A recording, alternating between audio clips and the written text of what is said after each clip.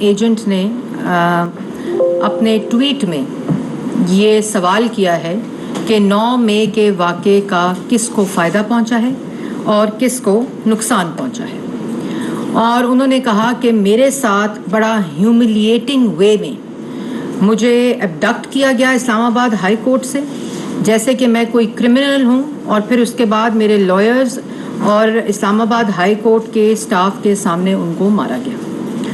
پھر انہوں نے کہا کہ اور اس کی طویل ایک لسٹ ہے جس کو انہوں نے پرائم منسٹر کے ٹویٹ کے اوپر ٹویٹ کرتے ہوئے کچھ سوالات اٹھائے ہیں۔ اور دوسری بات کہ وزیر اعظم شہباز شریف صاحب نے کل جو اسٹیٹمنٹ دی ہے، اصل تکلیف یہ ہے کہ ان لوگوں کو، یہ جو کچھ ٹولہ ملک کے باہر بیٹھا ہے جو اس فورن ایجنٹ کے پراکسی ہیں، جو وہاں چاہے وہ امریکن لابسٹ ہوں یا وہ دوسرے ممالک میں لابسٹ ہوں، ان کو انگیجڈ کر کے رکھتا ہے، اور ایک ٹولہ کئی بلوں میں گھسا ہوا ہے جو اسپرنگ کرتے ہیں ٹویٹس وہ ان کے ذریعے۔ لیکن بریکنگ نیوز یہ ہے کہ ان فورن ایجنٹ کے مطابق پاکستان کی سب سے بڑی جماعت وہ کہتے ہیں، لیکن ان کا ترجمان آج کل کوئی نہیں ہے، ان کا ترجمان ٹویٹر ہینڈل بنا ہوا ہے۔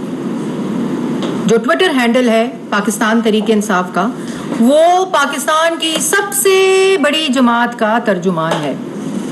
کوئی شخص اپنا چہرہ اس فراڈ ٹولے کو، اس سازشی ٹولے کو، اس فتنے کو، اس فسادی کو جو ملک کو، عوام کو لوٹ کر چلا گیا، جھوٹ بول بول بول کر ذہن سازی کی، ملک کی عوام کی روٹی روزی تباہ کی، ملک کی معیشت تباہ کی، اس کا ترجمان آج کوئی نہیں ہے۔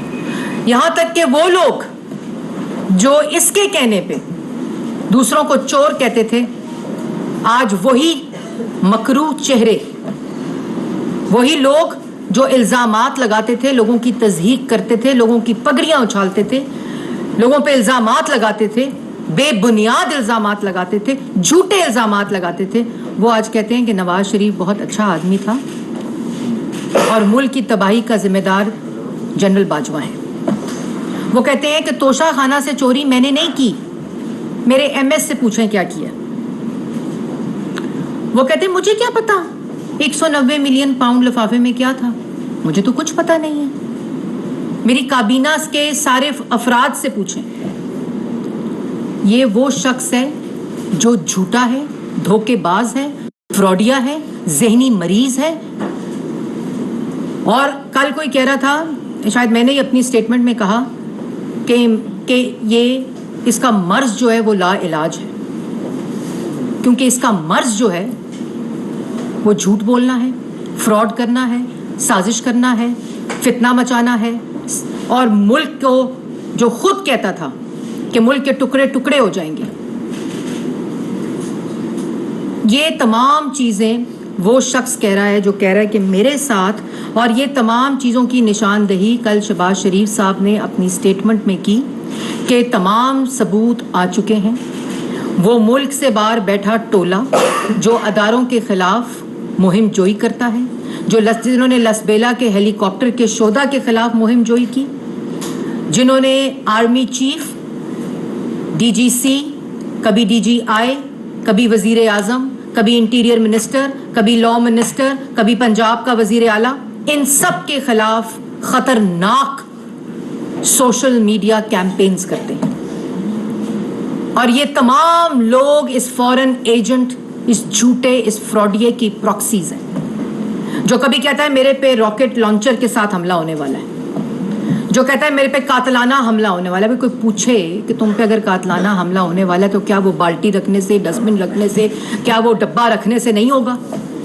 تم کیوں جھوٹ بولتے ہو؟ اور پھر اس کے بعد کہتا ہے کہ کبھی میرے پہ قاتلانہ حملہ ہونے والا ہے، پھر پراکسیز کہتے ہیں کہ نہیں، عوام جو ہے وہ اس قسم کی حرکت کر سکتی ہے۔ میں واضح طور پر کہنا چاہتی ہوں، ایک تو تمام ثبوت اس وقت ایف آئی اے کے پاس موجود ہیں جن کے اوپر کارروائی اور انویسٹیگیشن ہو رہی ہے۔ وہ تمام عناصر جو کبھی صحافت کا سہارا لے کر، کبھی فریڈم آف ایکسپریشن کا سہارا لے کر، کبھی اس کی پراکسیز بن کر اس قسم کا خطرناک کھیل کھیلتے ہیں، ان کے خلاف سارے ثبوت آ چکے ہیں۔ اور میں واضح طور پر کہنا چاہتی ہوں کہ اس قسم کے انسائٹنگ وائلنس، اس قسم کی سٹیٹمنٹس، ان قسم کی حرکتوں سے اگر کسی قسم کا کوئی سیاست دہشت گردی کا واقعہ ہوا تو اس کا ذمہ دار یہ فورن ایجنٹ ہوگا.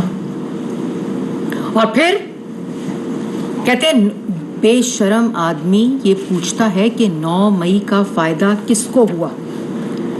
Instead of making absurd accusations, the question that Shehbaz Sharif needs to answer is who gained the most from the events of 9th May? جس شخص نے منصوبہ بندی کی, ذہن سازی کی, اس کو پلان کیا, اس کو آرکیسٹریٹ کیا, اس کو امپلیمنٹ کیا, اس کی ڈائریکشن دی, وہ پوچھتا ہے 9 مئی کے واقعے سے کس کو فائدہ ہوا.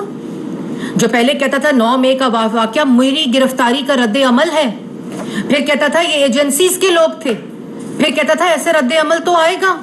وہ پوچھتا ہے کہ 9 مئی کے واقعے جس میں شہداء کی یادگاروں کو جلایا, جس میں وردیوں کو نیچے پھینک کر ٹھڈے مارے, جس میں شہداء کے ایمبلمس کو توڑ کر پھینکا گیا, جس میں ایمبولینسز جلائی گئی, مسجدیں جلائی گئی, اسکول جلائے گئے, ریڈیو پاکستان جلایا گیا.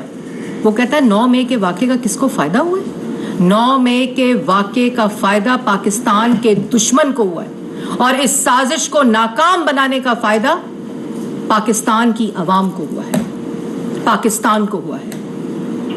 اور تمہاری یہ اوڈیسٹی کہ تم پوچھو کہ 9 مئی کا واقعہ تم جیسا سازشی, تم جیسا دھبا سیاست کے اوپر جو عوام کے چند نوجوانوں کے ٹولے کو اکساتا ہے, انسائٹ کرتا ہے, انسٹیگیٹ کرتا ہے وائلنس, جو دہشت گردی کا سبق دیتا ہے, وہ پوچھتا ہے 9 مئی کے واقعے کا کس کو فائدہ ہوا ہے. تمہیں شرم آنی چاہیے.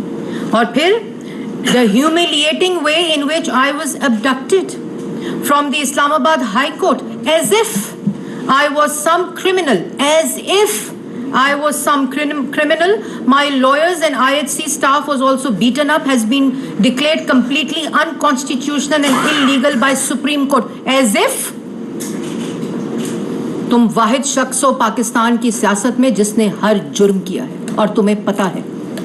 اسی لیے بالٹی, ڈبہ اور ڈسٹ بن رکھ کے آتے ہو عدالت میں, اسی لیے ہر عدالت میں پھرتے ہو, چکر لگاتے ہو کہ میرے سے سوال تم نہیں پوچھ سکتے. 2014 کا کیس فورن فنڈنگ کا آج تک جواب اس لیے نہیں دیتے کیونکہ تمہیں پتا ہے کہ تم نے انلیگل فورن فنڈنگ کی ہے اور تم اس کے مجرم ہو. ایز اف کی بات کرتے ہو, ایز اف تم قوم کے مجرم ہو, تم شہداء کے مجرم ہو, تم شہداء کی فیملیز کے مجرم ہو, تم توشہ خانہ چور ہو, تم گھڑی چور ہو, تم نے 190 ملین پاؤنڈ کا ڈاکہ ڈالا ہے, تم نے ملک کے اندر نفرت, انتشار, فساد اور فتنہ پھیلانے کے تم مجرم ہو. تم پوچھتے ہو as if I am a criminal. ہر وہ جرم, ہر وہ الزام جو تم نے دوسروں پر لگایا جھوٹ بول بول کر, اس کے مجرم تم ہو. اور جو مجرم ہوتا ہے, جو جھوٹا ہوتا ہے, وہ صرف جواب نہیں دیتا. اور اس کے بعد تم کہتے ہو کہ تمہارے ساتھ اس طرح کی زیادتی ہوئی ہے جیسے تم کوئی مجرم ہو. زیادتی میں تمہیں بتاتی ہوں کیا ہوتی ہے. زیادتی ہوتی ہے 3 دفعہ کے منتخب وزیر اعظم کو پینما کا سہارا لے کر اقامہ بنا کر اس کو اس کی بیٹی کے ساتھ جیل میں ڈال دو, اسے گدا نہ دو, اسے چادر نہ دو, اسے دوائی نہ دو, اسے ڈاکٹر کی ایکسس نہ دو, اور باہر امریکہ میں کھڑے ہو کر کہو کہ میں واپس جا کے اس کا اے سی اتاروں گا, میں اس کا ہیٹر اتاروں گا. اور اس کے بعد تم اس کی بیٹی کو ساتھ والے سزائے موت کی چکی میں رکھو والد کے ساتھ, اور تم کو پتا تھا کہ تم جھوٹا الزام لگا رہے ہو اس کے اوپر. اس کے بعد تم شہباز شریف صاحب کو, اپوزیشن لیڈر کو, اپنی فرنٹ 2 روز کے ساتھ سزائے موت کی چکیوں میں رکھو. کبھی صاف پانی میں بلاؤ تو آشیانہ میں گرفتار کرو, ان کی بیٹیوں کے گھروں میں ریڈ کرو, ان سول کپڑوں پہنا کر عدالتوں میں ان کو دھکے مرواؤ.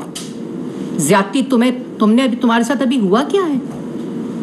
اور اس کے بعد تم مریم نواز شریف کو, جب وہ نواز شریف صاحب سے جیل میں ملنے آئے, ان کو تم دوبارہ گرفتار کرو, ان کو نیب کی کسٹڈی میں دو, وہاں ان کے کمرے میں کیمرے لگا کر اپنے موبائل فون پر ان کی ویڈیوز دیکھو. تمہیں کیا پتا زیادتی کیا ہوتی ہے اور کسی کی بیٹیاں, بہنیں اور بچیاں کیا ہوتی ہیں؟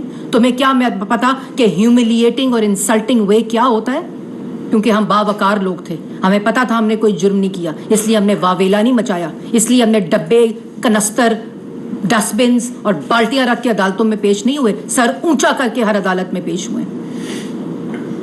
حمزہ شہباز کو تم نے 2 سال جیل میں رکھا, اس کی بیٹی سے نہیں ملنے دیا, اس کی فیملی سے نہیں ملنے دیا, اس کو کسی قسم کے پہلے وکلا کی ایکسس نہیں دی, جب وکلا کی ایکسس دی تو اس کے بعد سزائے موت کی چکی میں شفٹ کر دیا. تمہیں کیا پتا زیادتی کیا ہوتی ہے؟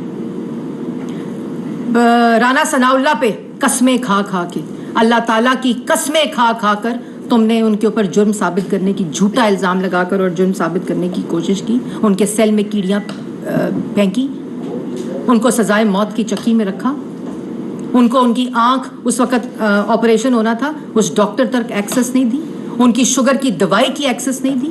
شہباز شریف کو جیل میں رکھ کر کہتا تھا نماز پڑھنے کے لیے کرسی نہیں دینی, دوائی نہیں دینی, ڈاکٹر کی ایکسس نہیں دینی, میڈیکل رپورٹس کی ایکسس نہیں دینی. تمہیں کیا پتا زیادتی کیا ہوتی ہے؟ خواجہ آصف کو جیل میں رکھا, کہا ٹھنڈ تھی اور کہا اس کو کمبل نہیں دینا, رات کو اس کو چادر نہیں دینی, اس کے کمرے سے ہیٹر اٹھانا ہے. تمہیں کیا پتا زیادتی کیا ہوتی ہے؟ لوگوں کی بیٹیوں کو جیلوں میں, بہنوں کو, زرداری صاحب کی بہن کو فریال تالپور کو عید والے دن ہسپتال سے گھسیٹ کر جیل میں ڈالا. اس وقت تمہیں ہیومیلیشن اور انسلٹنگ وے یاد نہیں آئے؟ اس وقت تمہیں ہیومن رائٹس یاد نہیں آئے؟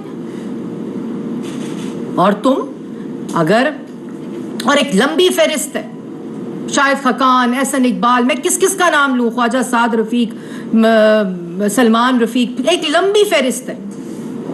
تم کہتے ہو ہیومیلیٹنگ وے. تمہیں عزت دار طریقے سے, جب عدالت کے وارنٹ کے اوپر تمہیں عزت دار طریقے سے زمان پاک میں تمہیں وارنٹ دیے, تم نے کیا کیا؟ تم نے رینجرز اور پولیس والوں پر پیٹرول بم پھیلوائے, جس کی تربیت تم زمان پاک کے اندر نوجوانوں اور خواتین کو دے رہے تھے. جب تمہارے ہاتھ میں جا کے وارنٹ دیا تو تم نے کہا اٹیک, اور جس کی تم مہینے سے تربیت دے رہے تھے, اس کی پلاننگ کر رہے تھے, تم نے زمان پاک میں پیٹرول بمز کے ذریعے رینجرز اور پولیس والوں کے سر پھڑوائے, ان کی گاڑیاں توڑوائیں, ان کو پیٹرول بم سے ان کا استقبال کیا. تم کہتے ہو ابڈکٹ کیا گیا تمہیں اسلام آباد ہائی کورٹ سے.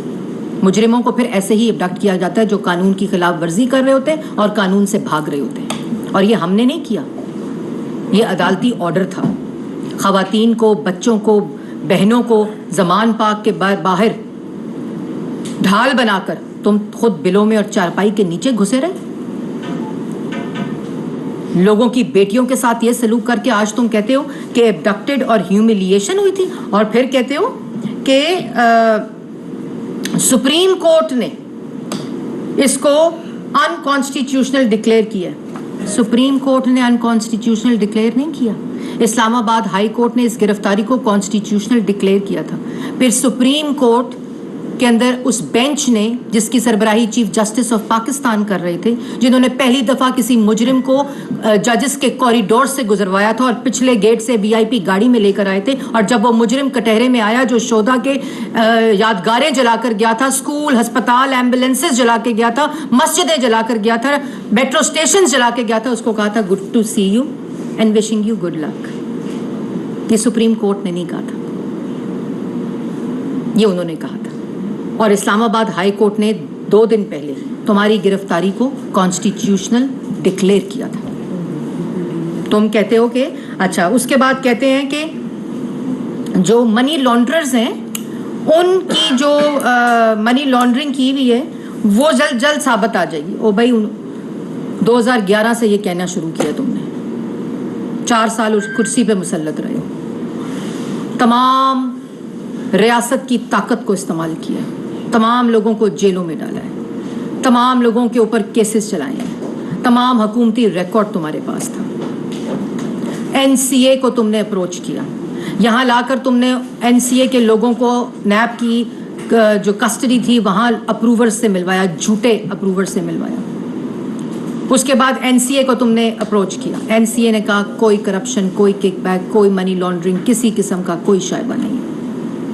وہ ڈیوڈ روز نے معافی مانگ لی ڈیلی میل نے کہ ہمیں بلایا تھا وزیر اعظم ہاؤس کے اندر اور کہا تھا یہ سارے چور ہیں, ڈیفٹ کی فنڈنگ کو کنٹروورشل کیا, اور اس کے بعد کہا انہوں نے کوئی منی لانڈرنگ نہیں ہوئی. تمام کیسز جو تم نے بنوائے تمہارے دور حکومت نے عدالتوں پہ میرٹس کے اوپر بیل دی. تو پھر کون سی منی لانڈرنگ؟ اگر منی لانڈرنگ کی تھی نواز شریف نے کی تھی, شہباز شریف نے کی تھی, مسلم لیگ نون کی قیادت جس کو تم نے جیلوں میں ڈالا تھا, تو پھر یہ جو اربوں روپے کی منی لانڈرنگ کا ذکر کرتے ہو اس کو ثابت کیوں نہیں کیا؟ آج نیب کے پروسیکیوٹر کھڑے ہوتے ہیں, نیب کے وکلا کھڑے ہوتے ہیں اور کہتے ہیں کہ ہمارے پاس کوئی ثبوت نہیں ہے. مریم نواز کے کیس میں جو جج صاحب تھے انہوں نے کہا کہ آج تک کوئی ثبوت کاغذ کا ٹکڑا عدالت کو نہیں دیا گیا جس میں جرم ثابت ہو. تو تم کیا سمجھتے ہو کہ تم پاگل ہو تو سارا پاکستان پاگل ہے, کہ تم پاگل بنا لو گے؟ پاگل ہمیشہ کہتا ہے میں پاگل نہیں ہوں, اور یہی مسئلہ اس کا ہے. پھر کہتے ہو کہ یہ غلط ٹویٹ کیا شہباز شریف نے. یہ تمہارے لوگ, تمہاری پراکسیز کیا باتیں کرتی ہیں کہ عمران خان پہ تشدد کر کے گرفتار کرنے کی اطلاعات ہیں, عمران خان کے کسٹڈی کے اندر سر توڑنے کی, سر پہ ڈنڈے مارنے کی اطلاعات ہیں, رہائش گاہ پر پولیس کا حملہ, کارکن ملازمین پر تشدد اور اسلحے کی برآمدی کے بعد ان کے اوپر قاتلانہ حملہ کرنا اور حکومت ان کو قتل کرنا چاہتی ہے. یہ شہریار افریدی صاحب ہیں جو قسمیں کھاتے تھے رانا ثناء اللہ کے اوپر کیس کی. اس کے بعد عمران خان دوران گرفتاری پر تشدد اور ان پہ سر پہ ڈنڈے مارنے کی اطلاعات ہیں. عمران خان کے اوپر ہائی کورٹ کے احاطے میں تشدد اور امپورٹڈ حکومت کی طرف سے ان کو مارنے کی اطلاعات ہیں. پولیس کا زمان پارک میں حملہ, گھس کر عمران خان کی گاڑی پر شیلنگ اور راکٹ لانچر سے حملہ کرنے کی اطلاعات ہیں.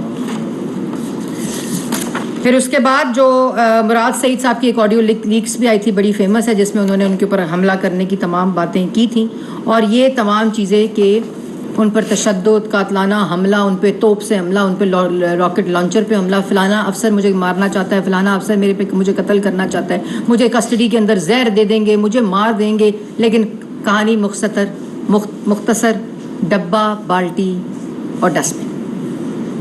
بھائی تم اگر تمہارے پاس جواب ہیں تو عدالتوں میں کیا تم پھرتے ہو کہ مجھ سے جواب نہ مانگو؟ یہ عدالت کی جورسڈکشن نہیں ہے, اس عدالت کی جورسڈکشن نہیں ہے. اسلام آباد ہائی کورٹ نے توشہ خانہ کا کیس واپس کر دیا تھا, پھر دوبارہ اس کو واپس بھیج دیا ہے. وہ بھائی اگر تمہارے پاس توشہ خانہ کا, تمہارے پاس فورن فنڈنگ کا, تمہارے پاس 190 ملین کا, تمہارے پاس گھڑی چوری کا, تمہارے پاس قادر ٹرسٹ کا, اگر تمہارے کے پاس یہ سارے جوابات ہیں تو پھر بالٹی ڈبہ پہننے کی ضرورت کیا؟ جاؤ روزانہ کی بنیاد پر عدالت میں جاؤ, جواب دو اپنی بیگم کے ساتھ. اگر 3 دفعہ کا منتخب وزیر اعظم اپنی بیٹی کے ساتھ روزانہ کی بنیاد پر پیش ہو سکتا تھا, اگر اپوزیشن لیڈر 2 دفعہ گرفتار ہو کر, انویسٹیگیٹ ہو کر, میرٹ کے اوپر بیل لگ کر, جواب دے کر سرخرو ہو کر آ سکتا ہے, تو تم کیوں نہیں جواب دیتے؟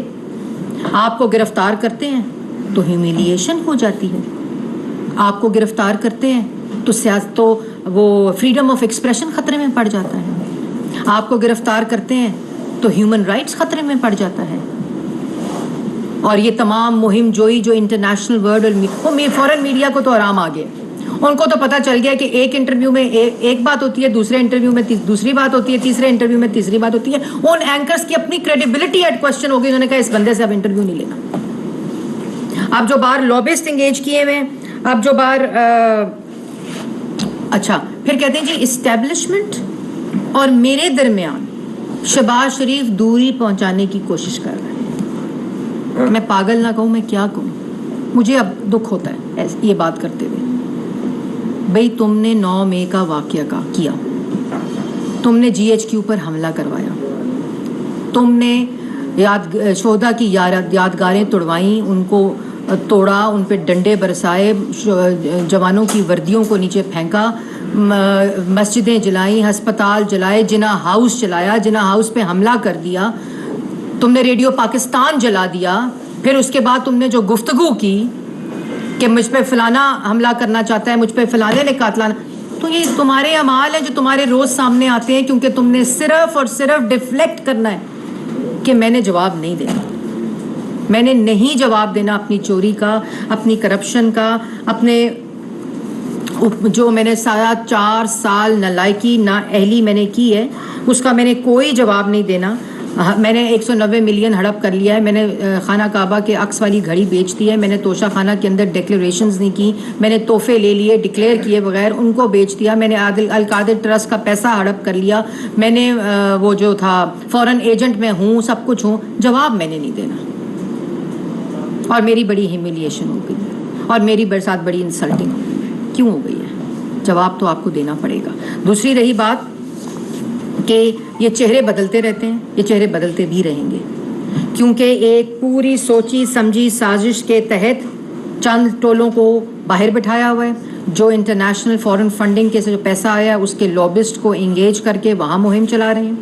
کچھ لوگوں کو بلوں میں چھپایا ہوا ہے کہ تم نے باہر نہیں نکلنا, تم نے وہاں بیٹھ کے صرف ٹویٹ کرنے ہیں اور صرف وہ کرنا ہے, باقی ترجمانی کرنے کے لیے ٹویٹر ہینڈل موجود ہے. اور اس کے بعد یہ گفتگو کر کے کہ جی سب چور ہیں, یہ پرانی ہو گئی باتیں. اب ملک ترقی کی طرف جو آپ کا تباہ کی بھی ملک کے ساتھ تباہی تھی, اب وہ واپس ریورس ہو رہی ہے. اللہ تعالیٰ کا شکر ہے آپ کی پولیٹیکل وکٹمائزیشن اور احتساب کا جو ڈرامہ آپ نے رچایا تھا وہ ریسیٹ ہو رہا ہے. جو عدالتوں کے اندر سے فیصلے آ رہے ہیں, جو آپ کے اقتدار میں بیٹھے ہوئے عدالتوں کے اندر سے فیصلے آئے, میرٹ کی بنیاد پر آئے, کوئی ایسی بیلیں نہیں ہوئی ہوئی, وہ میرٹ کی بنیاد پر شہباز شریف کی بیل ہوئی ہوئی ہے, وہ میرٹ کے بنیاد پر پاکستان مسلم لیگ نون کی ساری قیادت کی بیل ہوئی ہے, مریم نواز کی میرٹ کے اوپر بیل ہوئی ہوئی ہے. اس لیے یہ جو تماشا ہے اس کو آپ ختم کریں. اور بات رہی تمہارے گفتگو کی, تو اب پاکستان کی عوام کو بھی پتہ چل چکا ہے کہ ملک دشمنی کس نے کی. ملک کے ساتھ یہ تمام سازشیں گھڑ کر ملک کی معیشت کے خلاف, عوام کی روزی روٹی کے خلاف, روزگار کے خلاف, بزنس کمیونٹی کے خلاف, کسان کے خلاف, یہ IMF کے پروگرام کے ذریعے جو ملک کی معیشت کے ساتھ سازش کی گئی, یہ تمام چیزیں سوچی سمجھی ایک ذہن سازی کا نتیجہ تھیں, اور وہ اب پاکستان کے سامنے آ چکی ہیں اور اب خود گواہی دے رہے ہیں. حامد خان صاحب گواہی دے رہے ہیں نواز شریف بے قصور تھا, شہزاد اکبر صاحب گواہی دے رہے ہیں, اللہ تعالیٰ کی شان ہے کہ نواز شریف صاحب بڑے اچھے آدمی ہیں, سارا کام تباہ کیا ہے جنرل باجوہ نے. آج وہ بھی سوچتے ہوں گے کیا لوگ تھے یہ کیا میں کرتا رہا ہوں, یہ کیا ہوتا رہا. اور یہ تمام اور جو چیزیں کہتے ہیں کہ ایک دفعہ پھر صرف میں پاکستان کی عوام کو بتانے کے لیے کہ جو جرم جس جرم کا خود لوگوں پر الزام لگاتے تھے ان سب چیزوں کے مجرم خود ہیں. بلکہ آج تک کسی سیاسی جماعت پر شہداء کی یادگاروں کو توڑنے کا, ان کی بے حرمتی کرنے کا اور شہداء کی ایمبلمز کی بے حرمتی کرنے کا کوئی مجرم سیاسی جماعت سے نہیں ہے سوائے اس فورن ایجنٹ کے. عوام کی روٹی روزی کا مجرم, عوام کی ترقی کو روکنے کا مجرم, دوبارہ سے لوڈ شیڈنگ لانے کا مجرم, دوبارہ سے ملک کی اندر دہشت گردی لانے کا مجرم, دوبارہ سے معیشت کو تباہ کرنے کا مجرم, پولیس اور رینجر کے سر پھاڑنے کا مجرم, پیٹرول بمز کی تربیت آج تک کسی سیاسی جماعت میں نے سیاست میں پہلی دفعہ پیٹرول بمز کا نام سنا ہے کہ کوئی پیٹرول بم بھی چیز ہوتی ہے جس سے آپ بقول ان کے سیاسی احتجاج کرتے ہیں اور پولیس والوں کا سر توڑتے ہیں اور بچوں اور بیٹیوں اور بہنوں کو ڈھال بناتے ہیں. تو یہ تمام چیزیں اور ان تمام چیزوں کی نشاندہی جو ہے وہ کل پرائم منسٹر نے کی ہے کہ یہ ایک جو آدمی اس میں ملوث ہے اس کے ساتھ قانون کے مطابق نپٹا جائے گا. اور پہلے بھی وہ کہہ چکے ہیں کہ کسی کے ساتھ زیادتی نہیں ہوگی, لیکن جو جان بوجھ کر اس مہم کا حصہ ہیں اور جن کے شواہد آ چکے ہیں اور جو یہ روز ایک نیا نیریٹو گھڑتے ہیں اور اس کے اوپر ایک مہم چلانا شروع کر دیتے ہیں, ان سب کا جو علاج ہے وہ قانون کے مطابق ہوگا.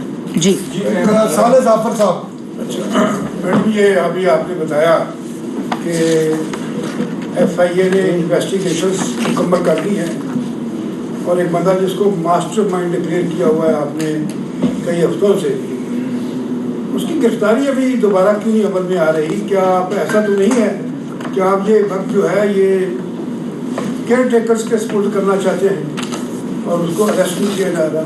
دوسرا یہ ہے کہ پرسوں موصوف نے یہ کہا کہ مئی 9 کو پیلٹ گن استعمال ہوئی ہے, کیا آپ اس کی تصدیق کرتی ہیں؟ اور اس کے علاوہ یہ بھی انہوں نے کہا کہ جب سپریم کورٹ نے ان کو بتایا کہ یہ واقعات ہوئے ہیں تو میں نے اس کی وہی مذمت کر دی تھی, کیا یہ درست ہے؟ پہلی بات یہ کہ جو آپ نے کہا کہ تمام ثبوت آ چکے ہیں, آپ نے دیکھا کہ توشہ خانہ کا تو ٹرائل شروع ہو چکا ہے اور 9 مئی کا جو انویسٹیگیشن ہے وہ آلریڈی ان پروسیس ہے. اور ہم نے اگر صالح ظفر صاحب ان کو گرفتار کرنا ہوتا کسی سیاسی بنیاد کے اوپر تو ہم جب 12 اپریل کو وزیر اعظم نے اوتھ اٹھایا تھا جو انہوں نے کام کیا تھا, تو تو ہم اسی مہینے ان کو گرفتار کر لیتے. ہمارے پاس نیب کا وہی قانون موجود تھا, ہمارے پاس وہی ریاست کی طاقت موجود تھی, ہمارے پاس وہی ادارے موجود تھے, تو ہم ان کو گرفتار کر سکتے تھے. لیکن ہم نے قانون کے مطابق انویسٹیگیشنز کرائیں, قانون کے مطابق انویسٹیگیٹنگ اداروں نے وہ ثبوت اکٹھے کیے, اور اس کے بعد قانون کا ایک عمل تھا جس نے اپنا راستہ لیا, اور جس کے مطابق ان کا ریفرنس جمع ہو کے ان کا ٹرائل جو ہے اب آپ کا سامنے ہے وہ شروع ہو چکا ہے. تو ہمارا ایسا کوئی مقصد نہیں تھا, لیکن یہ اس قسم کا تاثر ضرور دیتے ہیں اور لوگوں کو بیوقوف بنانے کی کوشش کرتے ہیں. 9 مئی کے واقعے کا ماسٹر مائنڈ یہ فورن ایجنٹ ہے, اور 9 مئی کے خالی ماسٹر مائنڈ نہیں ہے, یہ ماسٹر مائنڈ ہے جس نے ایگزیکیوٹ کیا ہے, جس نے پلان کیا ہے, جس نے امپلیمنٹ کیا ہے, جس نے ڈائریکشنز دیے, جس نے ڈائریکشنز دے کر تمام لوگوں کو ان چند ٹولے کو جگہ جگہ کے اوپر پلانٹ کر کے ان کو یہ تمام چیزیں امپلیمنٹ کرنے کی ڈائریکشنز دی ہیں. آرکیسٹریٹ کیا ہے انہوں نے, انسائٹ کرنے کی, انسٹیگیٹ کرنے کی وائلنس کو اور تشدد کو. اور اگر وہاں پیٹرول بمس چلے ہیں, اگر وہاں ڈنڈے سوٹے چلے ہیں, اگر وہاں پیلٹ گنز چلی ہیں, اگر وہاں گلیلیں چلی ہیں, اگر وہاں پتھر چلے ہیں, تو وہ بالکل ان کو پتہ ہوگا جو یہ بیانات دے رہے ہیں, کیونکہ انہوں نے لوگوں کو دی تھی, اور یہ سارا فساد کرنے کی زمان پاک کے اندر تربیت ہوتی تھی. تو یہ وہ خود ہی کہتے ہوں گے. دوسری بات یہ ہے کہ یہ جو کہہ رہے ہیں کہ میں نے کنڈیم کر لیا تھا, پہلے انہوں نے کہا کہ اگر مجھے گرفتار کیا تو اپنے اپنے مورچے سنبھال لو, اور ایک ویڈیو میسج دیا آتے ہوئے اسلام آباد ہائی کورٹ کہ اگر مجھے گرفتار کیا تو پھر اس کا رد عمل آئے گا. اس کے بعد ان کی گرفتاری ہوئی جو کلمینیٹ ہوئی 9 مئی کے واقعے کے اندر. وہ سیاہ دن, وہ جس پہ ہر ضمیر رکھنے والا شخص جو ہے وہ دکھی ہے. پھر وہ 9 مئی کا واقعہ ہوا. اس 9 مئی کے واقعے سے ڈر کر کہ میں تو پکڑا گیا ہوں, تو کہ میں معذرت کرتا ہوں. پھر اسی معذرت کی سانس میں یہ کہا گیا کہ ایسا رد عمل تو پھر آئے گا. اور پھر اگلے دن دوبارہ سے کہا کہ میں نہیں تھا 9 مئی کے دن, یہ ایجنسیوں کے لوگ تھے, یہ سویلین کپڑوں میں ایجنسیوں کے لوگ تھے. اور اس کے بعد فوری طور پر اگلے دن یہ کہہ دیا کہ ہاں اگر مجھے گرفتار کیا تو پھر ایسا ہی رد عمل آئے گا. عباس کیانی صاحب, میں یہ بتایا کہ آرمی چیف کے خلاف سوشل میڈیا پر قاتلانہ حملے کی جو مہم ہے وہ کس نے چلائی ہے؟ کیا آپ ان کرداروں کے نام لینا چاہتے ہیں؟ دیکھیں, یہ کرداروں کے نام ایک نہیں ہے یا دو نہیں ہے, یہ پراکسیز ہیں, اور یہ ان کا اندر سے وہ جو ملک دشمنی کا عنصر ہے وہ روز اس کو ایک نئی وہ ملتی ہے, جب ان کا جو ماسٹر مائنڈ ہے وہ ان کو حکم دیتا ہے کہ آج تم نے اس چیز پر بات کرنی ہے. اور یہی وہ وزیر اعظم کی بات ہے کہ اس قسم کی کوئی جو مہم چلائی جا رہی ہے, اول تو یہ امپاسبل بات ہے کہ اس طرح کا کوئی بھی واقعہ سرزد ہو سکتا ہے. اللہ تعالیٰ کا کرم ہے, اللہ تعالیٰ کا جو سیکیورٹی ایجنسیز ہیں, جو حکومت پاکستان ہے, جو ریاست ہے, ان کو اپنے لوگوں کی حفاظت کرنا آتی ہے. اور لیکن جو مہم جوئی ہو رہی ہے اس کے عناصر جو ہیں وہ پاک قوم کے سامنے آ چکے ہیں, اور وہ کبھی فریڈم آف ایکسپریشن سے, کبھی وہ ہیومن رائٹ سے, کبھی وہ اظہار آزادی سے, یہ تمام چیزیں کا سہارا لیتے ہوئے, لبادہ اوڑھتے ہوئے یہ ساری مہم چلاتے ہیں, جن کو بالکل سپیئر نہیں کیا جائے گا. اس کے اوپر زیرو ٹالرنس ہے کہ اس قسم کی گھٹیا, مذموم اور شر انگیز شیطانی ٹولہ جس قسم کی مہم کر رہا ہے. پہلے وہ مہم کر رہا تھا لسبیلا کے ہیلی کاپٹر کے شہداء کے خلاف, پھر وہ مہم کر رہا تھا عمران خان پہ قاتلانہ حملہ ہو جائے گا, وہ مہم کر رہا تھا پہلے, پھر وہ سائفر کی سٹوری میں آ گیا, پھر وہ 25 مئی کی سٹوری میں آ گیا, پھر وہ زمان پاک کے آپریشن کے اندر وہی ٹولہ آ گیا, اس کے بعد وہ 9 مئی کا حصہ بن گیا. یہ پورا تسلسل ہے, اور اس تسلسل کو ان کو تکلیف اس بات کی ہے, یہ جو ٹویٹیں کرتے ہیں, کہ یہ تمام چیزیں عوام کے سامنے بھی آ جاتی ہیں اور ناکام بھی ہو جاتی ہیں. اظہر فاروق صاحب, میڈم یہ بتائیں کہ جو اظہر بھائی کیا حال ہے آپ کا؟ دبئی میں جو ملاقاتیں ہوئی ہیں تمام کافی غصے میں ہے. ایک تو ان کو اعتماد میں کیوں نہیں دیا گیا, دوسرا کیا انتخابات کے حوالے سے کوئی فیصلہ کر لیا گیا کہ اپنے ٹائم پر ہوں گے جو؟ دیکھیں, بالکل پرائم منسٹر صاحب یہ کیٹیگورکلی اناؤنس کر چکے ہیں کہ ہماری حکومت جو ہے وہ اپنی آئینی مدت ختم ہوتے ہی یہ حکومت ختم ہو جائے گی, جو آئین کی روح بھی ہے, آئین کہتا بھی ہے, اور پاکستان کا قانون بھی ہے. لیکن جو مولانا فضل الرحمان صاحب کی آپ نے بات کی, اس بارے میں مجھے زیادہ علم نہیں ہے, کیونکہ میں نے ذرائع سے کل خبر ضرور سنی تھی ایسی, لیکن مجھے اس کے بارے میں علم نہیں ہے. یہ مجھے پتہ ہے کہ شام کو مولانا صاحب جو ہے وہ وزیر اعظم سے ملاقات کر رہے ہیں. خالد صاحب میڈم سوشل میڈیا پہ اندرون ملک کو جو لوگ پروپیگنڈا کر رہے ہیں ان کے خلاف تو کارروائی ہوئی. اب جو بیرون ملک کی پروپیگنڈا کر رہے ہیں, کیا کوئی ایسا لا موجود ہے کہ ان حکومتوں سے رابطہ کیا جائے تاکہ ان لوگوں کے خلاف؟ ان حکومتوں سے آپ نے دیکھا کہ ایک خبر آئی ہے کہ جنہوں نے پاکستانی ہائی کمیشن یو کے اوپر حملہ کیا تھا, یہ 9 مئی کے جو شیطانی عناصر تھے, تو وہاں یو کے کی پولیس نے ان کے اوپر فرد جرم عائد کر دیا ہے اور وہاں قانون کے مطابق ان کے خلاف انکوائری اور انویسٹیگیشن ہوگی. تمام قوانین جو موجود ہیں پی ٹی اے کے اندر بھی موجود ہیں, ایف آئی اے کے اندر بھی موجود ہیں, اور انہی کو قوانین کو دیکھتے ہوئے یہ کوئی قانون, یہ کوئی ریاست, یہ کوئی ملک اجازت نہیں دیتا کہ آپ باہر بیٹھ کر اپنے ہی ملک کے خلاف, اور یہی وہ عناصر تھے, آپ کو یاد ہوگا جس وقت آئی ایم ایف کا معاہدہ قریب آنے لگتا تھا تو یہی اسپوکس پرسن اور ماؤتھ پیسز جو پراکسیز ہیں اس فورن ایجنٹ کی, وہ بولنا شروع کر دیتے تھے. اب آئی ایم ایف کا معاہدہ اللہ تعالیٰ کے فضل و کرم سے وزیر خزانہ اور وزیر اعظم شہباز شریف صاحب کی پوری جو ایک ویژن کے مطابق, ایک اسٹریٹجی کے مطابق وہ ہو چکا ہے. اب جی ایس پی پلس کے پیچھے پڑ گئے ہیں. پھر جی کے بڑا تاج پہ آئے ان کو کہ آئی ایم ایف ان کو ملنے آ رہا ہے. یہ وہ لوگ جشن منا رہے تھے جو کہتے تھا کہ میں کیا کر لوں گا, خودکشی کر لوں گا اور میں آئی ایم ایف نہیں جاؤں گا. یہ سیاسی بے روزگار, سیاسی یتیم, جن کی سیاسی دہشت گردی پاکستان کی عوام کے سامنے یہ چہرے بے نقاب ہو چکے ہیں, وہ اب یہ پاگل پن کی باتیں کرتے ہیں. اور یہ میں نے کہا ہے کہ یہ ان کا جو علاج ہے, جو ان کا مرض ہے, وہ کسی پاگل خانے میں ہو سکتا ہے. اور یہ ان کا جو جھوٹ بولنے کا, فساد کرنے کا, سازش کرنے کا, فتنہ مچانے کا, فراڈ کرنے کا, جو غلط بیانی کرنے کا مرض ہے, یہ لا علاج ہی رہے گا. حاجی ثناء اللہ صاحب چلے کرنے دیں. عمران خان کے حوالے سے گفتگو کی میڈم.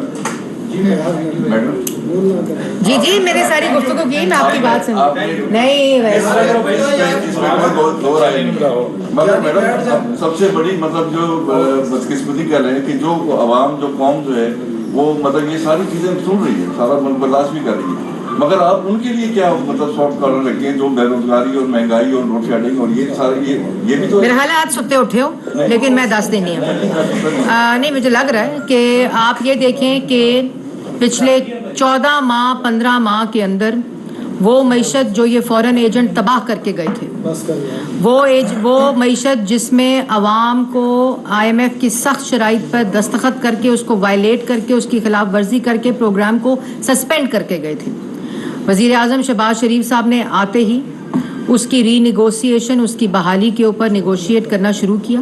سخت فیصلے لیے, جہاں سخت فیصلے لیے. پیٹرول مہنگا کیا تو عام آدمی کے لیے, غریب عوام کے لیے پیٹرول کی سبسڈی دی BISP کے اندر.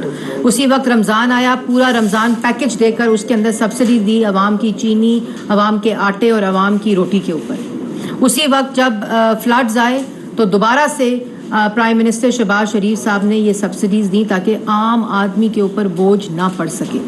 اور اسی کے ساتھ یہ تمام جو معاشی تباہی تھی اس کو ریورس کرنے کی, جو سرمایہ کا, جو امیر لوگ ہیں ان سے ویلتھ کو ٹرانسفر کر کے اس کا فائدہ عام آدمی کو پہنچایا جب پہلا بجٹ آیا. اس کے بعد ایک پورا تسلسل ہے کہ کس طرح شہباز شریف صاحب نے معیشت کو تقویت دینے کے لیے, استحکام دینے کے لیے, عام آدمی کو ریلیف دینے کے لیے پورا ایک تسلسل کے ساتھ ایک پلان اور ویژن دیا, جس کی کلمنیشن آئی ایم ایف کے پروگرام کی ایک کامیاب نیگوسیشن کے اندر ہوئی, اور وہ پروگرام بحال ہوا. اور فوری طور پر اس کا جو پاکستانی روپی کے اوپر اور اس کا ڈالر پیرٹی کے اوپر جو فرق آیا ہے وہ آپ کے سامنے ہے. اسٹاک ایکسچینج کے اوپر جو فرق آیا آپ کے سامنے ہے. یہی وہ انسٹرومنٹس ہیں جس کے ذریعے جو عام آدمی ہے اس کی مہنگائی کم ہوگی, اس کے لیے روزگار کے مواقع پیدا ہوں گے. اور یہ جو اکنامک ریوائول کا پلان ہے یہ انہی جاب کریشن اور مہنگائی کو کم کرنے کے لیے اور عام آدمی کو بینیفٹ دینے کے لیے. اس میں جو سب سے بڑا پروگرام پرائم منسٹر کا فلیگ شپ پروگرام ہے وہ کسان پیکج تھا, جس کے اندر کسانوں کو, چھوٹے کسانوں کو جو ٹیوب ویلز ہیں ان کو سولر پہ کنورژن کر کے, کھاد کے اوپر سبسڈی دے کر, اس کے بعد جو بجلی کے ٹیرس کو کم کر کے اس کو فکس ریٹ کے اوپر کر کے, یہ تمام وہ فہرست ہے جس کے لیے شہباز شریف صاحب نے عام آدمی کو جو ہے فائدہ پہنچانے کے لیے اقدامات کیے ہیں. اور اس کا دوسرا بڑا جو نوجوان کے لیے, یہ تو پیٹرول بم ہاتھ میں دے کر گئے نا اس چند نوجوانوں کے ٹولوں کو. ہم نے دوبارہ سے شہباز شریف صاحب نے جو 8 سے لے کر 18 تک لیپ ٹاپ اسکیم، پھر نواز شریف صاحب کا پرائم منسٹر یوتھ پروگرام، اس کے ذریعے نوجوانوں کو اس قسم کی ایکٹیویٹیز کے علاوہ business opportunities, job employment opportunities, laptop scheme, S M Es, small medium enterprises, internship program, سارے کا سارا وہ تمام پروگرام جو یہ بند کر گئے تھے، جس کا نام بدل کے کامیاب جوان تو کر دیا تھا، صرف نوجوانوں کو ناکام بنانے کے لیے ٹائیگر فورس جوانوں کے دماغوں میں ڈال کر ذہن سازی کرنے کی کوشش کی گئی اور اس پورے پروگرام کو بند کیا. اس کو دوبارہ آ کے نہ صرف فعال کیا ہے، پاکستان کی تاریخ کا سب سے بڑا بجٹ نوجوانوں کے نام کیا. میڈم آپ کو مبارک ہو، بہت بہت حج. 2 سوال ہیں. ایک تو دبئی میں اور جدہ میں جو ملاقاتیں ہوئی ہیں اس کے بعد یہ رپورٹ آ رہی ہے کہ نگران سیٹ اپ جو ہے وہ جو اسمبلی ہیں وہ 12 اگست رات 12 بجے کی بجائے 2-3 روز پہلے توڑی جا سکتی ہیں، اور نگران سیٹ اپ 2 ماہ کی بجائے 3 ماہ کے لیے ہوگا. تو یہ کلیئر کر دیں. اور دوسرا، نگران سیٹ اپ پر کنسلٹیشن کب سے شروع ہونی ہے اور اس کا کیا موڈ آف ہوگا شروع کرنے کا. اور آخری سوال یہ ہے کہ IMF سے جو پولیٹیکل جماعتوں کی ملاقاتیں ہوئی ہیں، جس میں آپ کی جماعت کی ہوئی ہے اور PTI کی بھی ہوئی ہے، اور PTI کی طرف سے یہ بھی آیا ہے کہ انہوں نے ڈیمانڈ کی ہے کہ ہیومن رائٹس کا ایشو بھی اٹھایا اور الیکشن کا بھی. تو آپ کی جماعت نے بھی کوئی پولیٹیکل کمٹمنٹس کیے ہیں IMF کے ساتھ، اور یا PTI کی جو ڈیمانڈس ہیں ان پر کوئی بات چیت ہوئی ہے IMF کے ساتھ؟ دیکھیں PTI میں آپ کے آخری سوال سے شروع کرتی ہوں کہ PTI کے ساتھ تو وہ میرے اس کے مطابق ملنے گئے تھے کہ اللہ کا واسطہ ہے اب معیشت کے ساتھ یہ کھیل نہ کھیلنا. یہ جو پروگرام اب ایک ڈگر پر چلا گیا ہے، اس کے ساتھ اب کوئی خط لکھوا کر سازش نہ کرنا. اس ملک کی معیشت کو استحکام اور ترقی دلوانے دو. تم اپنے شر کے ذریعے، تم اپنی شیطانی کے ذریعے اور اپنی سازش کے ذریعے اس پروگرام کو اور IMF کے پروگرام کو اور ملک کی معیشت کے ساتھ کھیل نہ کھیلنا. تو یہ تو وہ ترلے منتیں کرنے گئے تھے عمران خان صاحب کی. دوسری، وہ جماعتوں سے ملے، بالکل پیپلز پارٹی سے بھی ان کی بات ہوئی. الیکشن کا منتھ ہے، ایک پروگرام کا 9 ماہ کا ٹرانزیشن پیریڈ ہے، اور اس کے اوپر جو ہماری جماعت ہے اس کے ساتھ اسحاق ڈار صاحب ان کے ساتھ ڈائریکٹلی انٹریکٹ کرتے ہیں. اور جب یہ اسٹاف لیول اگریمنٹ کی بات ہو رہی تھی اور اب جو بورڈ میٹنگ ہے پرسوں، اس میں تو وہ ہر روز روزانہ کی بنیاد پہ اسحاق ڈار صاحب کے ساتھ ان کا رابطہ رہتا ہے، جس میں وہ چیزیں اپڈیٹ بھی کر رہے ہوتے ہیں اور جس طرح بورڈ میٹنگ قریب آ رہی ہے اس کی تفصیل بھی بتا رہے ہوتے ہیں. تو یہ ایک ایسا عمل ہے جو کہ ایک فطری عمل ہے جو مکمل ہوا ہے. دوسری بات آپ نے کی دبئی کی ملاقاتوں کی اور مدت کی اور الیکشن کی تو میں اور نگران سیٹ اپ کی. تو یہ تمام باتیں دبئی کی ملاقاتوں کے اوپر نہ میں نے کوئی آفیشیل اسٹیٹمنٹ دی ہے، کیونکہ ایک پرائیویٹ وزٹ پہ نواز شریف صاحب گئے تھے. ذرائع سے ضرور خبریں آئی ہیں جن کو ٹی وی چینلز نے بھی چلایا ہے، لیکن کوئی مصدقہ اطلاع جو ہے وہ ابھی تک نہیں آئی. پرائیویٹ وزٹ پہ تھے نواز شریف صاحب. اور دوسری بات یہ کہ پاکستان کی عوام کے سامنے آئینی مدت مکمل ہونے پہ یہ حکومت ختم ہو جائے گی، جس طرح کہ وزیر اعظم شہباز شریف صاحب کیٹیگوریکلی بتا چکے ہیں. ایک آئین کے اندر کیئر ٹیکر سیٹ اپ کا مدت کا تعین موجود ہے. 2 ماہ بھی ہے، 2 ماہ بھی ہے، 3 ماہ وہ پہلے ہو جائے اور اس ڈیٹ پہ ہو جائے تو وہ اس کے مطابق ہوگا. اس کے اوپر جو بھی فیصلہ ہوگا وہ پاکستان کی عوام کے سامنے ہوگا. اور انشاءاللہ عوام کو ریلیف دینے والی جماعت، عوام کی مہنگائی کم کرنے والا جو قائد ہوتا ہے اور جو وزیر اعظم صرف عوام کو ریلیف دینے کے لیے دن رات کام کرتا ہے، وہ الیکشن سے نہیں بھاگتا. لیکن جس نے چوری کی ہوتی ہے، جھوٹ بولا ہوتا ہے، فراڈ کیا ہوتا ہے، آج اگر عوام کے پاس جائیں گے تو 1 کروڑ نوکری اور 50 لاکھ گھر تو مانگے گی نا عوام. عوام یہ تو کہے گی کہ IMF کے پاس کیوں گئے تھے، خودکشی کر لیتے، اس سے بہتر تھا. خود کہتے تھے، میں نہیں کہہ رہی. تو یہ تمام چیزیں جب عوام، تو پھر وہ جماعت جو ہمیشہ معیشت کو پٹری پہ ڈالتی ہے، فارن پالیسی ٹھیک کرتی ہے، معیشت ٹھیک کرتی ہے، دہشت گردی ختم کرتی ہے، لوڈ شیڈنگ ختم کرتی ہے، روزگار دیتی ہے، سی پیک لاتا ہے جو شخص نواز شریف اور شہباز شریف، پنجاب میں بجلی بناتا ہے، میس ٹرانزٹ بناتا ہے، لوگوں کو روزگار دیتا ہے، سولر پروجیکٹ آتا ہے، وہ کیوں الیکشن سے بھاگیں گے؟ ان کو پاکستان کی عوام کی طاقت کا بھی علم ہے. لیکن جو سوشل میڈیا کی طاقت سے اپنے آپ کو مشہور لیڈر کہتا ہے، وہ عدالتوں میں صرف سر پہ ڈبہ، بالٹی اور ڈسٹ بن پہن کر آ سکتا ہے اور یہی باتیں کر سکتا ہے. جی مدثر، میڈم پہلا کوشچن میرا آپ سے، پہلا یا ایک ہی کریں؟ کوشش ہوگی کہ وہ شارٹ ہو. میڈم آپ کی گفتگو میں آپ نے پی ٹی آئی کے کئی رہنماؤں کو ان کے اسٹیٹمنٹس کو کوٹ کیا جس سے تاثر ملتا ہے جیسے نون لیگ یہ سمجھتی ہے کہ پاکستان کی کرنٹ میس کے جو ذمہ دار ہے وہ جنرل باجوہ صاحب ہے, تو کیا ان کے خلاف بھی کوئی کارروائی ہونے جا رہی ہے؟ بیکاز کیونکہ عمران خان کو لانچ کرنے والے جنرل باجوہ ہی تھے اور پورا کریڈٹ باجوہ صاحب کو جاتا ہے. دوسرا کوشچن یہ کہ میاں محمد نواز شریف صاحب لندن سے دبئی آئے, دبئی سے وہ سعودیہ گئے, پھر انہوں نے ایک طویل فلائٹ لی اور دوبارہ لندن چلے گئے. تو میں یہ کون گئے لندن؟ بڑے آپ باخبر ہیں, کون گئے London? Whatever he will be going like جی جی نواز شریف صاحب گئے. اچھا اچھا, طویل فلائٹ لے کر پہلے کہاں کا روٹ بتائیں, کہاں میں ذرا مس کر گئی. نہیں نہیں, پہلے روٹ بتائیں. کوشچن میں پوچھ لوں آپ سے پہلے, اگر وہ لندن جا سکتے ہیں, سپوز اگر ہی از گوئنگ ٹو لندن نا, تو وہ کیا وجہ ہے کہ یا کون سی چیز ہے جو ان کے پاکستان آنے میں حائل ہو رہی ہے؟ مطلب وائی ایزنٹ ہی کوئی چیز حائل نہیں ہو رہی. آپ کو کس نے کہا چیز حائل ہو رہی ہے؟ آپ روٹ بتا رہے ہیں اتنا لمبا کہ وہ پہلے وہاں سے وہاں گئے, پھر وہاں سے اندر آئے, پھر وہ واپس وہاں سے لمبی فلائٹ لے کر وہاں گئے. دیکھیں بات مختصر ہے کہ نواز شریف صاحب کا بے قصور ہونا, ان پہ جھوٹے مقدمے بنانا, نیب کے اندر ان کی صحت کا خراب ہونا, یہ ہم نے نہیں کہا تھا. یہ ان کی صحت کو خراب کرنا اور اس کے بعد ان کی صحت کو خراب کر کے ایک بورڈ بٹھا کر یہ ڈکلیئر کرنا کہ ان کی صحت خراب ہے اور ان کی طبیعت خراب تھی. آپ کو یاد ہوگا کہ نیب کی کسٹڈی سے وہ سروسز ہاسپٹل گئے تھے, اور اب وہ اس کے بعد انہوں نے کہا کہ ان کا علاج باہر ہونا ہے. اور دوسری بات یہ ہے کہ جتنے مقدمے ان پہ جھوٹے بنائے گئے اس کی گواہی تو اب ان کے اپنے لوگ دے رہے ہیں. میں انتظار کر رہی ہوں اس دن کا جب یہ فورن ایجنٹ بھی اسی قسم کی گفتگو کرے گا جو ان کے سہولت کار شہزاد اکبر صاحب نے کی ہے کہ نواز شریف صاحب تو اچھے آدمی تھے, ملک کی تباہی کا ذمہ دار جنرل باجوہ. میڈم آپ سوال لے لیں, یہ قوم جو ہے وہ کرکٹ سے بڑی جڑی ہے اور بڑا اضطراب ہے. اسپورٹس منسٹر ہر دوسرے دن یہ بیان دے دیتے ہیں ٹی وی پہ آگے پاکستان ورلڈ کپ کے لیے نہیں جا رہا. ایک کمیٹی بنی ہے جس کی آپ بھی ممبر ہیں, کیا یہ جو اسپورٹس منسٹر کا بیان ہے پاکستان جا رہا ہے یہ فیصلہ ہو چکا ہے یا اس پہ مشاورت ہونی ہے, اور آپ کا اس پہ کیا اسٹانس ہے؟ یہ آپ نے شاکر اچھی بات کی. اس کے اوپر پی سی پی نے ایک خط لکھا تھا شہباز شریف صاحب کو, وزیر اعظم شہباز شریف صاحب کو, اور اس میں انہوں نے پاکستان کرکٹ ٹیم کا ورلڈ کپ میں انڈیا جا کر کھیلنے کے اوپر ڈیسیجن مانگا تھا.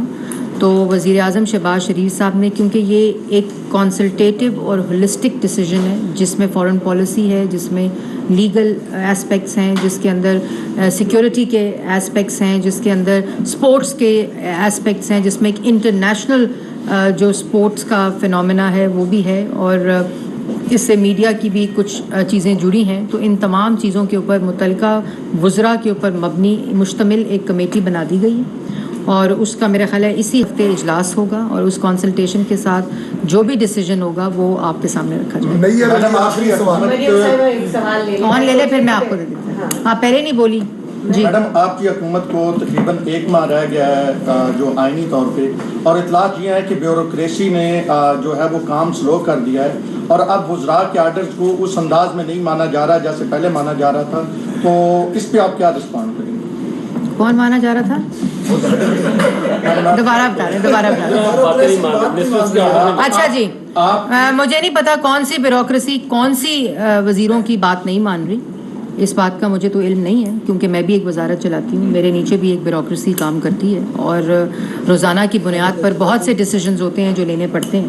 تو مجھے تو ایسی مشکل کا سامنا نہیں کرنا پڑا, اور مجھے امید ہے کہ کسی بھی وزیر کو, کیونکہ کوئی بیوروکریسی اس وزیر کی جو عوام کی بہتری کے لیے, ملک کی بہتری کے لیے کام کر رہا ہو, اس کے آرڈرز کو نہ, وہ بیوروکریسی جو 2018 سے 2022 تک تھی, جس کو حکم صرف یہ تھا کہ فلانے کو جیل میں ڈال دو, فلانے کے اے سی اتار دو, فلانے کو گرفتار کر لو, فلانے کے گھر پہ ریڈ کرا دو, وہ بیوروکریسی نہ مانتی ہو تو اس کی میں پیدا وہ نہیں دیتی تھی. لیکن میں یہ سوچ رہی تھی صالح صاحب کہ میں نے بھی گفتگو میں کہا کہ کہتے ہیں کہ نواز شریف اور مسلم لیگ نون جو ہے وہ الیکشن سے بھاگ رہی ہے, مگر میں یہ سوچ رہی تھی کہ اللہ تعالیٰ کی شان ہے اور اللہ تعالیٰ کی مہربانی ہے کہ اللہ تعالیٰ ہمیشہ नवाज शरीफ साहब को मुल्क की मईशत ठीक करने का, मुल्क की अंदर से लोड शेडिंग ख़त्म करने का, मुल्क की दहशतगर्दी ख़त्म करने का, मुल्क को तरक्की की राह पर लाने का, CPEC के ज़रिए मुल्क की मईशत को इस्तेहकाम देने का, आवाम को रोज़गार देने का, आवाम की रोटी सस्ती करने का, आवाम की चीनी सस्ती करने का, जो तरक्की के मंसूबे हैं वो लगाने के, मोटर वे बनाने के, सड़कों की शाहराहें बनाने के, वफाक की इकाइयों को आपस में जोड़ने के मौक़े अल्लाह ताला की फजलो करम से नवाज शरीफ साहब के हिस्से में आती हैं। इसी तरह शहबाज शरीफ साहब ने पंजाब में जो किया, सेहत का प्रोग्राम हो, नौजवान का प्रोग्राम हो, मैस ट्रांजिट हो, बिजली के, इन्होंने तो 350 डैम बनाने थे, शहबाज शरीफ 5500 मेगावाट बिजली बनाकर चला गया। यहाँ तक कि खाली तरक्की, खाली मईशत, खाली रोज़गार, खाली इंफ्रास्ट्रक्चर नहीं, बल्कि नवाज शरीफ साहब ने ही आकर, मुस्लिम लीग नून ने ही आकर इस मुल्क की कल्चर पॉलिसी ठीक करनी होती है, इस मुल्क की सकाफत ठीक करनी होती है, इस मुल्क में बर्दाश्त लानी होती है, इस मुल्क को दोबारा से तहजीब के दायरे में लाना होता है। मुल्क के अंदर ये जो फिल्म का एक पूरा इंफ्रास्ट्रक्चर डेवलप हो रहा है, रेडियो पाकिस्तान बेहतर हो रहा है, पाकिस्तान टेलीविज़न बेहतर हो रही है, मुल्क के अंदर एक बर्दाश्त, अदम बर्दाश्त को ख़त्म करके एक बर्दाश्त की जो जहनीत है उसको परवान चढ़ाया जा रहा है। तो ये सारा अल्लाह ताला का निज़ाम है कि किसको आप क्या कहते हैं और अल्लाह ताला उसको किस मनाजिल पर लेकर जाए। वो तो आम इंतखाबात की आपने अभी बात की और केयर टेकर सेटअप की भी बात आप कर रही हैं और ये ऐलान हो चुका है कि अब वक्त पर होंगे इंतखाबात। उसके साथ ही एक प्रोपेगेंडा जो है उस वक्त सर उठा रहा है और हर तरह से ये बाज़ सारी के जो बची कुची तरीके इंसाफ है उस पर पाबंदी लगाई जाएगी। अगर वो कहीं इलेक्शन में खड़ा होना चाहेंगे तो उनको खड़ा नहीं होने दिया जाएगा। तो ये बताइए कि देखिए, मैं वाज़िया तौर पर आज आप लोगों के कैमरों के सामने, आप लोगों के ज़रिए, पाकिस्तान के मीडिया के ज़रिए ये बात कहना चाहती हूँ कि अगर पाकिस्तान तहरीक इंसाफ पर पाबंदी लगी, अवल तो ऐसा कोई अभी तक मैंने अपने मेरे उसमें नहीं आई इंफॉर्मेशन, लेकिन अगर लगी और अगर किसी किस्म की कदगन लगी, अगर किसी किस्म की कोई इस तरह की बात हुई तो उसका वाहिद ज़िम्मेदार पाकिस्तान तहरीक इंसाफ का सरबराह होगा, उसके अमाल होंगे, उनकी हरकतें होंगी और उनके बयान होंगे और उनकी वो साजिशी अमल होगा जो मुल्क के ख़िलाफ़ जो है वो इस वक्त परवान चढ़ रहा है। फॉरेन एजेंट वफाकी वज़ीर इत्तलाआत व नशरियात मरियम औरंगज़ेब